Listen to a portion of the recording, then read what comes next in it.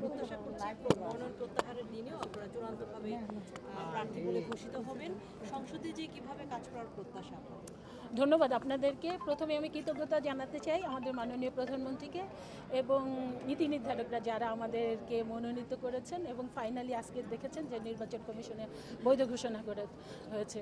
তো আমরা আসলে আপনারা জানেন 2001 সালে আমি এবং আলী আমরা দুজনে কিন্তু সংরক্ষিত আসনের নারী এমপি ছিলাম, কাজে আমাদের একটা অভিজ্ঞতা আছে।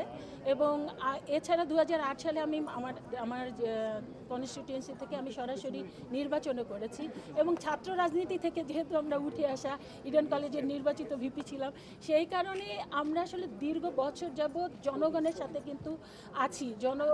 বলতে পারেন সেটা ছাত্র অবস্থায় ছাত্রীদের সাথে ছিলাম, তার পরবর্তীতে আমি বিএনপির সাথে আছি, কিংবা মহিলা দলের সিনিয়র জয়েন্ট সেক্রেটারি হিসাবে আমরা সারা বাংলাদেশের নারীদের নিয়ে কাজ করছি।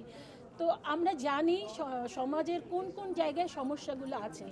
ইনশাআল্লাহ এটা আমাদের মাননীয় প্রধানমন্ত্রী বলেছেন আমরা আসলে ক্ষমতায়ন না, আমাদের উপরে দায়িত্ব পড়েছে। এখন আমরা সেই দায়িত্ব সঠিকভাবে পালন করতে চাই। যখন যেই জায়গায় আমরা অসঙ্গতি দেখব, সমস্যা দেখব আমাদের এই সমাজের, আমাদের এই রাষ্ট্রের, সেই জায়গায় আমরা কাজ করতে চাই। Thank you.